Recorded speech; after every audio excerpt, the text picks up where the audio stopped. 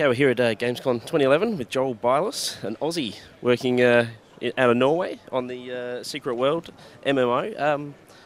Yeah, just tell us a little bit about it. There's no classes and no levels, is that right? Yeah, so we're going for really free-form character progression in this MMO. So we're talking no classes, no levels. Players can pick whatever abilities they want. They build decks of abilities, they place them on their bar, and they can choose what they want to be at any particular moment in the game.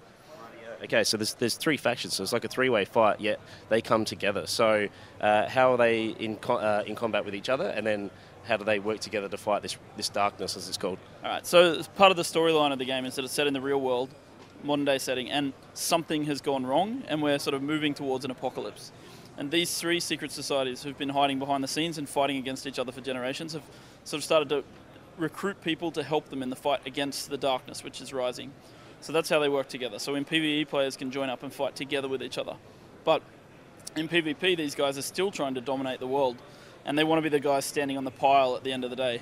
So they're fighting each other in PvP all the time. So it's this conflict between the three. Yep. And you have to pick a faction, and you stick with that throughout your entire time in the game. Or just tell us a bit about that too. Yeah. So at the start of the game, you choose one of three factions: the Illuminati, the Templar, or the Dragon.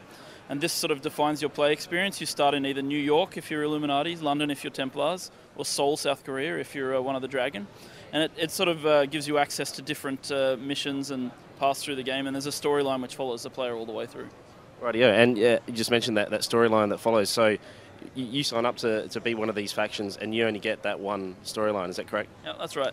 So you'll always see things from the perspective of your faction, and the aim of these storylines is to make the factions actually hate each other a lot, so that it carries on into PvP. So.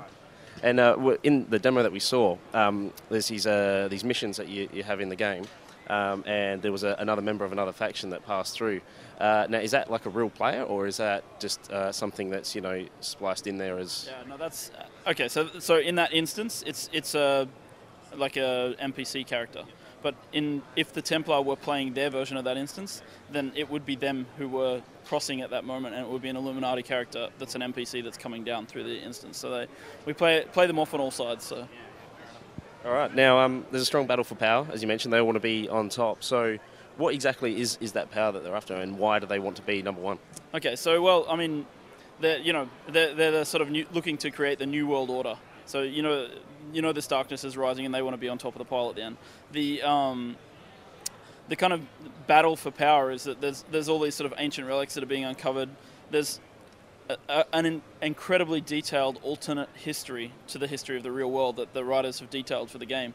And so some of these things are starting to become uncovered in the game, and that's where the power comes from. Some of this is old technology which is coming again, which is sort of being very powerful, and these guys are trying to grab that because of the coming war with each other they know is going to happen. So. Right. And there's a lot of mythology and urban legend and stuff in there. Where did the inspiration come from that? Yeah, I mean the game director Ragnar Tornquist, he's got a great reputation for being a really strong writer, and he came up with the concept for the game. Every myth, every legend, every conspiracy theory is true, and sort of that's also part of the impact we're going for with the game, in that players will take part in conspiracies, will take part in concealing things from the public, will be involved in hunting down monsters. In the sewers of New York, you'll be killing vampires and things like that.